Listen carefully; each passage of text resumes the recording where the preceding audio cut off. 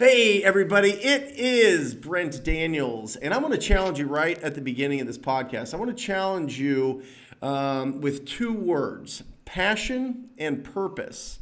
Now, it is my true belief that passion is great, passion is strong, passion gets you going, passion gives you enthusiasm, but passion is not enough, okay? Purpose.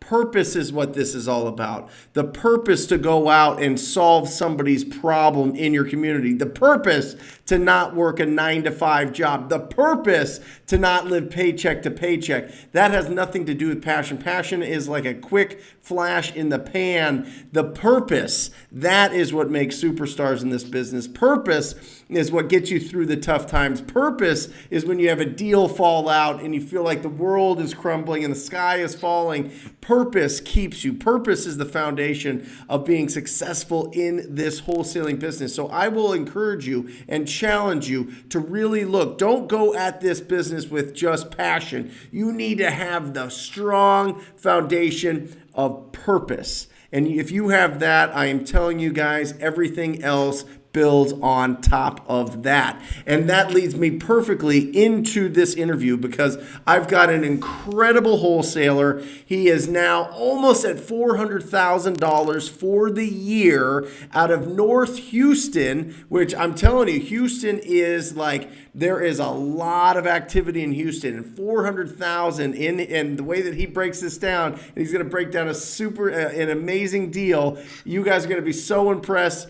It is my absolute pleasure to bring to the podcast Mr. Mike Ireland Castanon. How are you, buddy?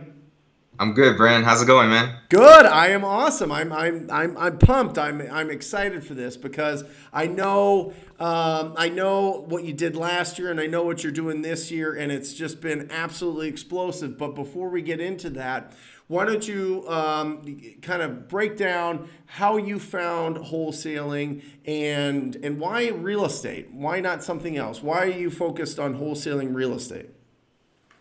Yeah, so before wholesaling, I sold medical devices. So I was always out in the field working with surgeons, always in the hospitals, and I was probably driving maybe about 3,000 to 4,000 miles a month. Ooh. And yeah. And so it was a little taxing on you mentally and physically.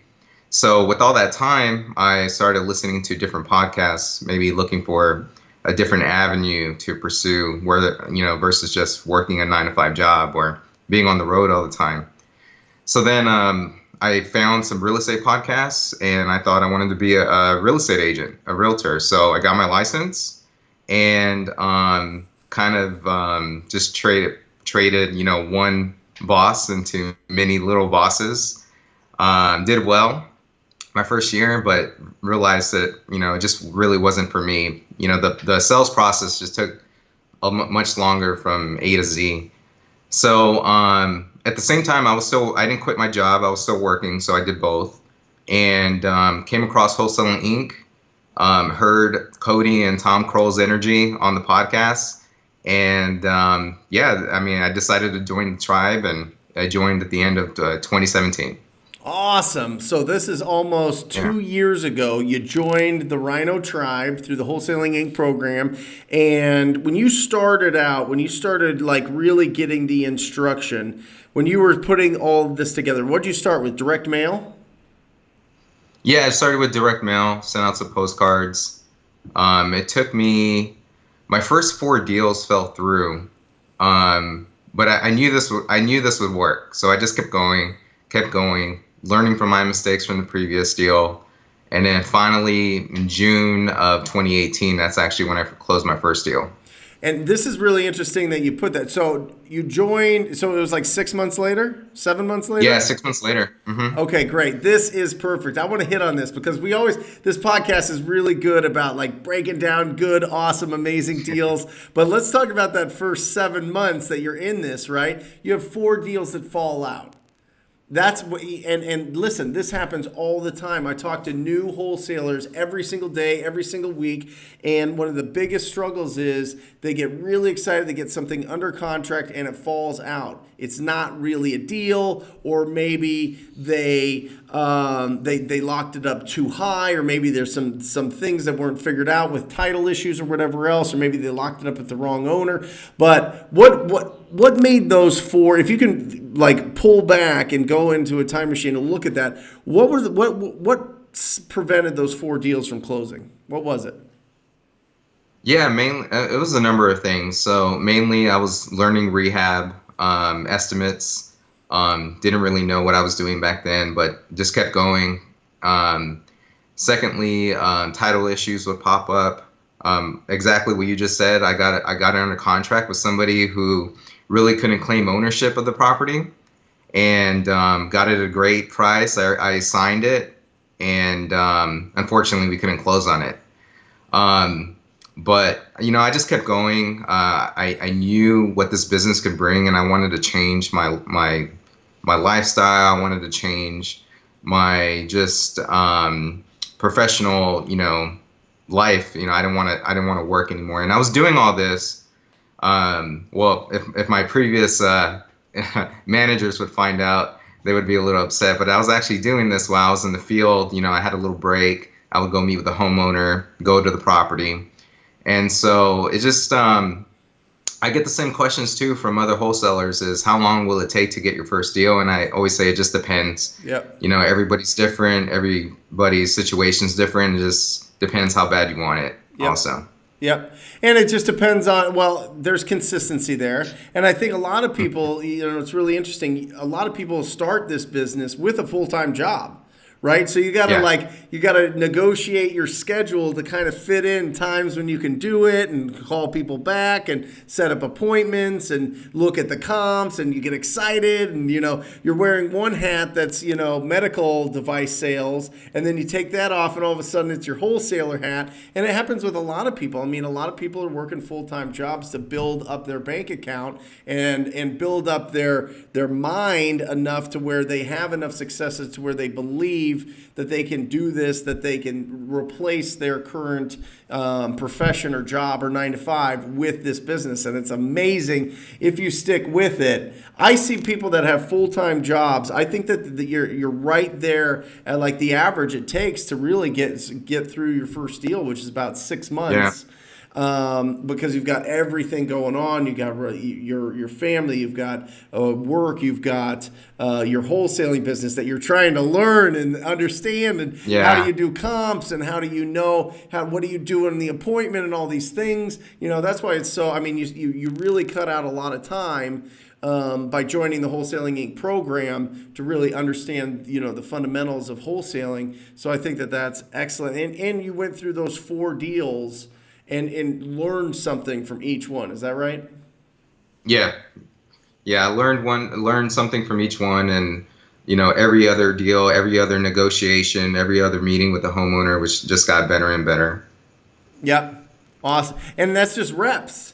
You know what I mean? Yeah. Like that's just getting in there. That's getting comfortable with the whole process, and making sure that, you're looking at what is actually happening in your business, right? What are the actual concerns that homeowners have? I think oftentimes we hallucinate and assume we know what's going on or what the motivation is for a seller. But if you just ask the right questions that you're trained to ask, and just listen, you're going to pull out a lot more information to understand if this is somebody that'll actually do business with you. It's awesome. Exactly. And, at that time also, I was, it was really easy to focus on one deal and to pour all your energy in one deal. And whenever it didn't work, it could be kind of crushing. And so I made a promise to myself, I want to get to a point where it's okay if one deal falls through. It's okay if, things didn't work out, because now I have a pipeline and I have other deals we're working on, and it's just, the law of averages. You can only control the situation so much, but you just have to keep going and be consistent. Yep, I love it. So it's 2018. How many deals did you complete in 2018? I did 5 deals. 5 deals. Beautiful. Hmm. Now it's 2019. How are we looking? Yeah, so year to date, we're at 21 deals. 21 deals. Yeah. Guys, listen to this. This is such, you guys should be so inspired by this. I mean, that he went 6 months, 7 months with nothing, then closes the year with 5 deals. Now he's at 21. We're not even at the end of the year. I don't know when you're listening to this, but this is, guys, this is real life.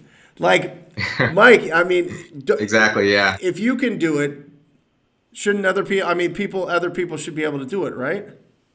Oh, yeah. I mean, I'm not the smartest person. I'm not the most experienced person, but, this is something that I wanted, and I wanted to do whatever I could, to make it work. So, yeah, anybody can really do it just as long as they're dedicated and, they're willing to, put the work in. I love it. So talk to me about what your business looks like now. Is it just you? Is it you just break down your business structure for me. Yeah, sure. So I have two cold callers. Each of them call 20 hours a week. And I just hired a lead specialist, I would say maybe about 3 weeks ago. So mainly their role and their job is to follow up on, cold and medium leads. And so just, follow up with that, with the follow up sequence, make sure that none of the leads actually fall through. Everyone gets, called or contacted. And I have an acquisition specialist now. So he's responsible just for all the hot leads and meeting with homeowners, and actually helps with the dispositions as well. Awesome. So what is the difference in your business between a hot lead and a warm lead? Hot lead, someone who wants to sell, the next 60 days. A warm lead is someone who wants to sell down the road, or maybe things are just not lined up right now to where they can sell. Yeah. Whether it be a probate or something like that. But if it's a hot lead, someone where we can actually get a contract at least in the next 30 days. Love it. So who are your cold callers? Are they in town, or are they just somebody that you got that's like a virtual assistant type of thing? Like, who are these cold callers? So my first cold caller is from Call Motivated Sellers Now out of Costa Rica. Love the work that they do, and very consistent, very stable, provide consistent results. A second cold caller I had is that I have is actually, we found him through outbounders.com. Yep. He just stood out. I mean, I really felt like we got lucky with him. Yeah. But he's actually calls out of Detroit.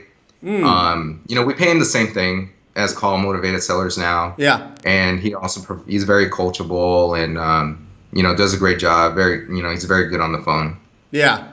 Yeah, I love it. I mean, I've had Call Motivated. Well, it's called, anybody looking into it, it's callmotivatedsellers.com, and I have 4 of them. I have 4 of them doing, what is it, 120 hours a week, right? So phenomenal. They just, you send them a list and you get leads. It's pretty crazy. But yeah. So once those leads come in, who does that go to? Yeah, so if it's a cold or a medium lead, it goes to our lead specialist. Her job is to qualify them even further, try to find some motivation. Not really focus on price so much unless it's outrageous, but as long as there's somewhat of a discount, and if they're motivated, if they have some type of pain point or driver, then we'll pursue the lead. Love it. If it's someone that's like really hot, that goes directly to our acquisition specialist. He'll set up the appointment and set up the meeting right away. Got it. What other marketing are you doing besides cold calling? Well, up until now, we were just cold calling this year, and we just signed up with Lead Sherpa for their texting platform. So we're just, starting that process right now. It's a little different, but all 21 of those deals came from calls? Yeah, all TTP. You are a beast. Oh my gosh, that is absolutely incredible. That is, well, I mean, you're running you've got a great team, it sounds like, and you've got great callers, and it's just getting them good lists, right? What lists are working for you? Yeah, so my top list is the tax delinquent list that gets updated every 6 months over here.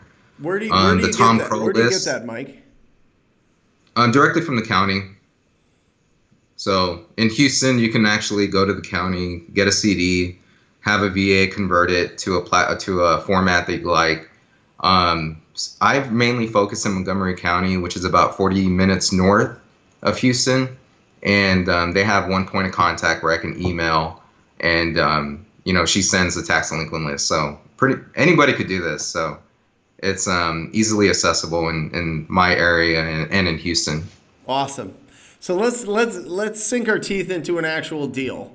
You know what I mean? Let's break this down step by step based on condition, timeline, motivation, price, right? If you're just listening to the first time, there's 4 pillars to pre-qualify every seller, and that's condition of the property, timeline to sell that property, their motivation or why do they want to sell that property, and what price do they want. So whenever you're looking at or having a conversation with a distressed property owner, okay, you need to put everything through these filters so you know if you're wasting your time or not, okay, or you're wasting their time. So let's talk about that deal we were talking about before we got live here, because this one is outstanding. So first of all, it was a cold call, right?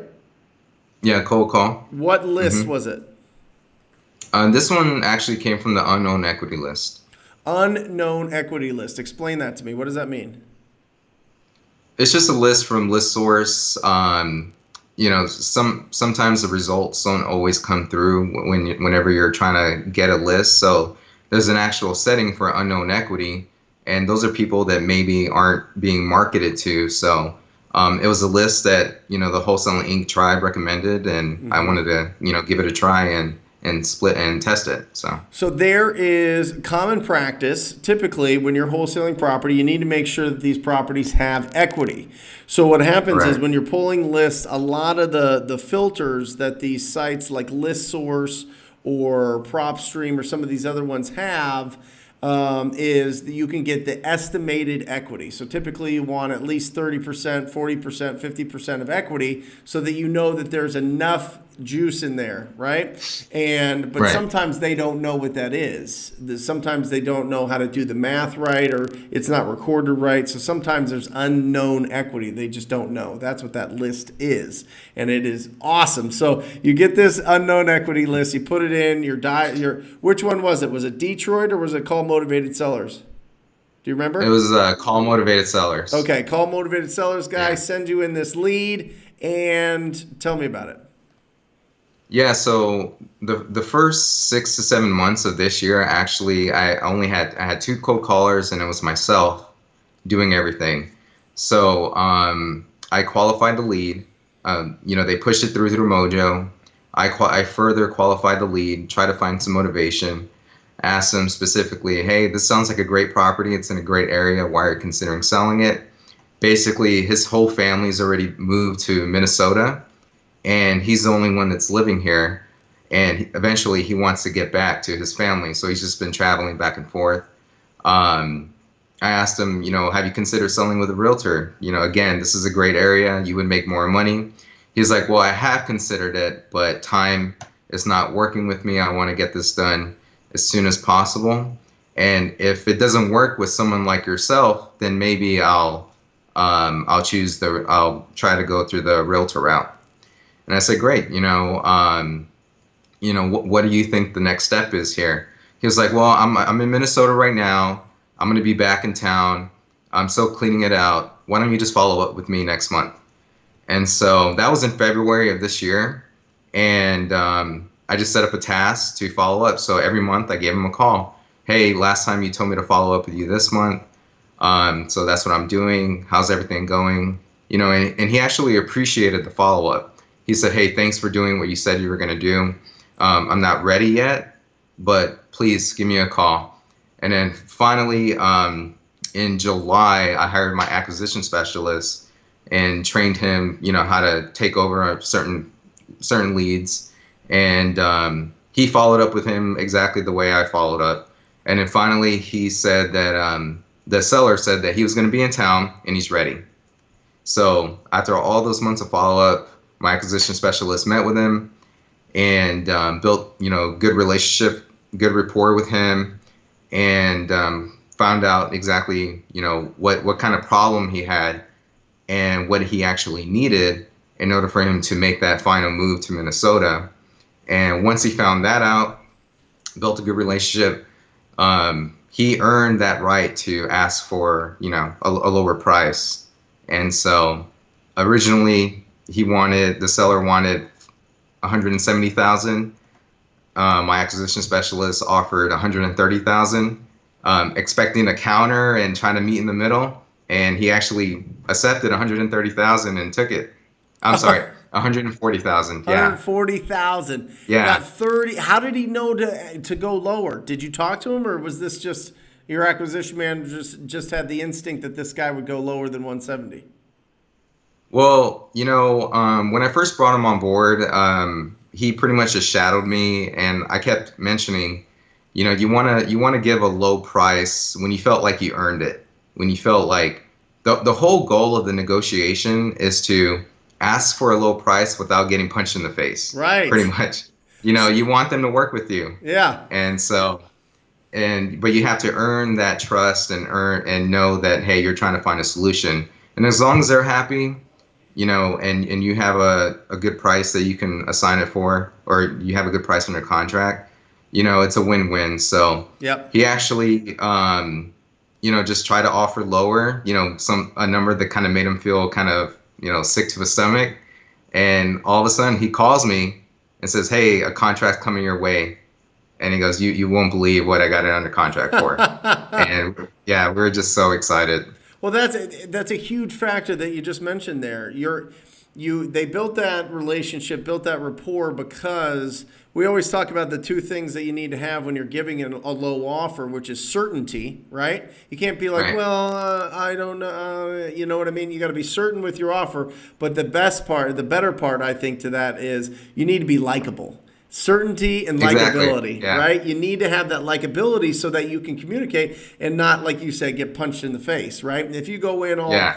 Tough guy or weird, or your tone's off, or you're just, you're trying to, it just doesn't work. You know what I mean? So incredible. So you locked this up for 140, and you want to talk about your strategy here for disposition, because you're pushing the boundaries on what you're selling these things for, right? You want to talk about that? Yeah, exactly. So, I see a lot of Facebook posts and a lot of other wholesalers talk about the 70% rule. 70% of ARV minus repairs. That's what you need to assign it for, and that's what all end buyers want. Well, we have about 2,500 cash buyers on our list, and I knew we could push this one, especially. On average, we're assigning our deals at 75 to maybe 78% minus repairs. So this one we actually blasted it out, and everybody wanted this property. It was just such a great area where you don't normally get deals. Yeah. And so luckily we actually were able to push it to its limit, and we sold it for 85% of ARV minus repairs. I love it. And this is really Yeah. important.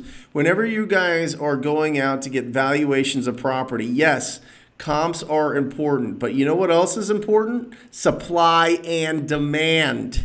Right? Exactly. If there is Yeah. no supply, the demand's going to go through the roof. So if you're going into these areas where there's not a lot of wholesale opportunities, not a lot of off-market opportunities, you're going to find a lot of different buyers. You're going to find people that want to buy it and hold it. You're going to find people that want to fix it up and live in it. You're going to find people that are going to add square footage and the whole thing. So don't just be stuck in this little box. Listen to what Mike's saying here. Push the envelope, push as high as you can, and get as much as you can out of every single deal. So Mike, bottom line, what did you make on this thing? So we gross $49,500. $49,500 Yeah. from one cold call. Hold on a second.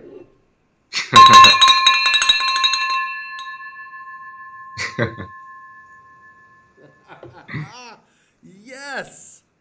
I am telling you, I'm so excited, man. I love it. I mean, how good does that feel to make that big of a check? It felt amazing. The seller was happy. My acquisition specialist was happy. That was the largest deal he's gotten under contract. Hmm. So he made a good amount from it.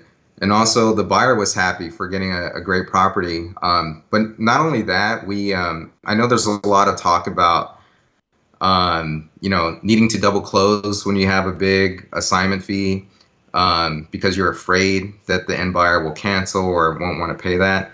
Well, when you have a big buyers list, it really doesn't matter. All our assignment contracts actually have our assignment fee on there, so they know from the very beginning. And so he knew exactly from the very beginning what we were going to make, wanted to close on it.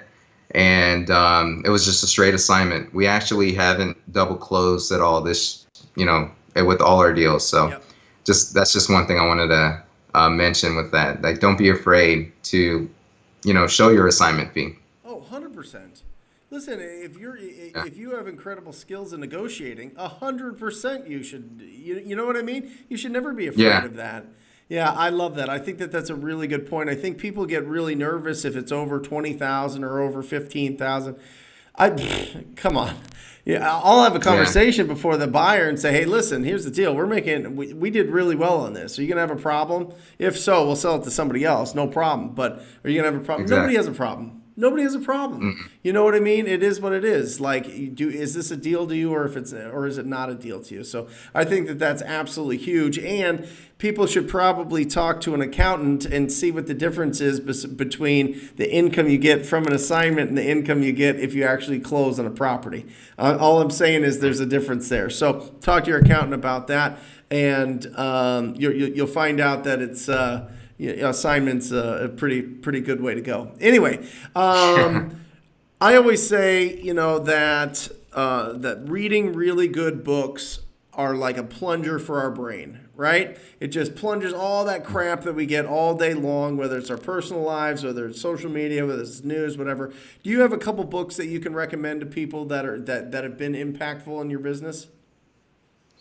Yeah, so I'm actually reading a book right now, and I'm almost done with it. It's called Psycho-Cybernetics by Maxwell Maltz. Old That's a really great school. book. Yeah. So it was written in 1960, but a lot of the principles still apply.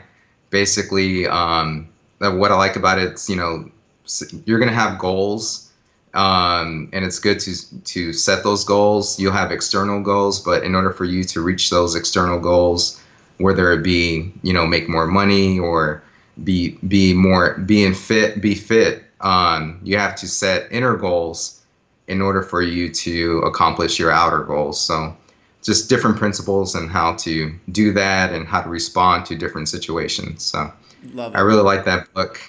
Um, yeah, another book that I really like that I just finished reading also was the Subtle Art of Not Giving a FUCK. Yeah. That's a really good book too. Yeah. If anybody needs like a mind shift change, or if you get stuck kind of comparing yourself to other people, which is very easy to do in this business, that's a good book to kind of take a step back and to just focus on your needs and where you want to go with your business, Love it. or even as a person. So Mike, how do people get in touch with you? yeah, you could just send me an email. My email address is mike.ic@ichomebuyers.com. And yeah, I check it every day. So if you have any questions about anything or you want to partner up on some deals, I'll be more than happy to help.